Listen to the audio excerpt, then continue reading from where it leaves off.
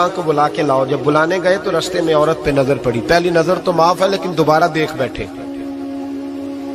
دوبارہ نظر پڑی تو پریشان ہو گئے. خیال آیا میں نے تو خیانت کی اپنے نبی پاک سے. حضور نے تو منع کیا یہ کام کرنے سے. اب واپس حضور کے پاس نہیں آئے, جنگل میں چلے گئے. ابن قدامہ نے کتاب التوابین میں اس روایت کو لکھا ہے. کہتے 40 دن وہ پہاڑوں میں روتے رہے کہ یا اللہ مجھ سے غلطی ہو گئی. کتنے دن؟ اب ہمارا شغل ہے, اس کو لوگ گناہ ہی نہیں سمجھتے. بدنگاہی تو کوئی گناہ ہی نہیں, اب تو یہ شغل ہے. اب تو ہمارے ہاں معاذ اللہ تعالیٰ سیانے بیانے بندے بیچ بیٹھے ہوتے ہیں جب یہ باتیں ہو رہی ہوتی ہیں. یہ شغل ہے ہمارا. اب تو ابا کے سامنے بچہ وال پیپر گندی تصویر کا لگایا ہوتا ہے پر وہ کہتا ہے عمر ہے نا جی, عمر ہے نا جی. مجھے پتہ ہی نہیں یہ کتنا گند کر رہا ہے. یہ تباہ ہو جائے گا روحانی طور پر. اگر یہ گند دیکھنے میں الجھ گیا تو امام شافعی کا فتویٰ ہے جس کی نظر گندی ہوتی ہے اس کا حافظہ کمزور ہوتا ہے, وہ کوئی بڑا کام نہیں کر سکتا. وہ نفسیات کا مریض ہو جاتا ہے جو گندی نظر والا آدمی ہوتا ہے. ہمیں پتہ ہی نہیں کہ ہمارے مسائل اصل میں ہیں کیا. تو 40 دن جنگل میں روتے رہے. 40 دن محبوب سارا کچھ جانتے تھے پر خاموش رہے. حضرت جبریل امین حاضر ہوئے. عرض کہ یا رسول اللہ آپ کا وہ غلام رو رہا ہے. رب کہتا اسے بلا لے, میں نے اس کا گناہ معاف کر دیا ہے. تو نبی پاک صلی اللہ علیہ وسلم نے حضرت مولا علی شیر خدا اور جناب سلمان فارسی کو بھیجا, فرمایا فلاں جگہ ہے لے آؤ.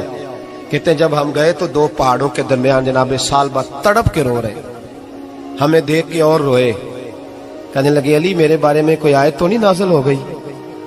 تو کہا نہیں, چل حضور نے بلایا ہے. کہا اچھا حضور کہتے کیا تھے, فرماتے کیا تھے؟ کہا پتہ نہیں لیکن بلایا ہے. کہتے جب ہمارے ساتھ چلنے لگے مسجد نبوی قریب آئی تو کہنے لگے علی بہت بڑا گناہ کر بیٹھا ہوں, نظریں میلی ہو گئی, وضو نہیں آنکھوں کا, مجھے ڈائریکٹ نہ لے کے جاؤ حضور کے پاس. جب نبی پاک نماز کی نیت باندھ لینا پھر میں جاؤں گا, میں پیچھے کھڑا ہو جاؤں گا حضور کے. میری طبیعت میں حوصلہ نہیں. یہاں تو پتہ نہیں میں کس طرح عشق رسول کا دعویٰ کرتا ہوں ممبر پر بیٹھ کر, اور ہماری یہ میلاد آئے گا تو محفل میلاد میں اس طرح کے دعوے ہوں گے اسٹیج پر کہ علمان والحفیظ, پتہ نہیں کیا کیا لوگ کہہ دیں گے. پتہ نہیں ہم کیا ہے اور ہم کیا کہہ رہے ہیں. من آنم کے من دانم, پتہ ہی نہیں اور کتنا بڑا دعویٰ کر دیا. کہ میرے اندر طاقت نہیں سامنا کر دے. مولا علی فرماتے ہیں جب حضور نے مغرب کی نماز کی نیت باندھی تو انہوں نے بھی پیچھے نیت باندھ لی. اتفاق کی بات یہ کہ حضور نے پہلی رکعت میں سورہ انفطار پڑھنی شروع کر دی. اذا السماء انفطرت واذا الكواكب انتصرت واذا البحار فجرت.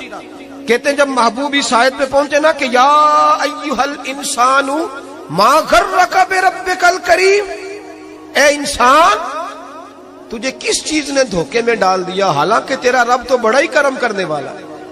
تو کس طرح کسی اور کے دھوکے میں بربک الکریم, اور ضمیر واحد ہے, میں تفسیر پہ نہیں جاتا. کہا تیرا اپنا رب, بربک کا تیرا اپنا رب, تیرا رب تو بڑا کریم ہے, تو پھر بھی کہیں اور چلا گیا. جب یہ آیت سنی تو پیچھے چیخ ماری, بے ہوش ہو کے گر گئے. گھر والے گھر لے گئے. نماز مکمل ہوئی تو حضور نے فرمایا کیا ہوا؟ عرض کی حضور وہ تو رو پڑے تھے, گھر لے گئے. محبوب پیچھے گئے تو بے سدھ پڑے, تیز بخار ہو گیا.